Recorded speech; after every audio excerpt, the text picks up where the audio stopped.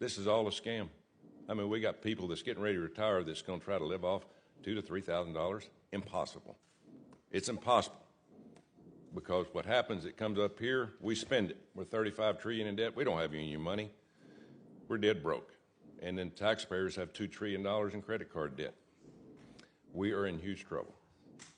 In this body, we had better start figuring that out, because we're going to have a run on this city here soon, and there's going to be about 150 million people coming up here saying, where's our damn money that we paid in? I could have put my Social Security money, 40 years, in tax, in the market, and probably be worth 8 to 10 million today. But the federal government wasted it.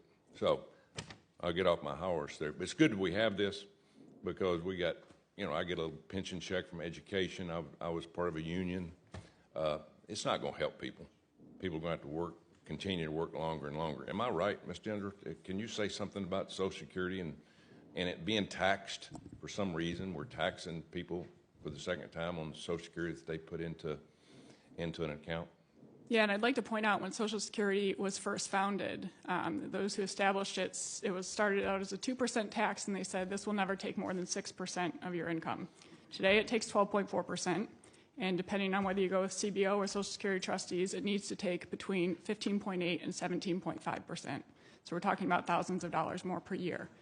It also was actually only originally recommended that the tax be up to $66,000, equivalent in today's dollars of earnings.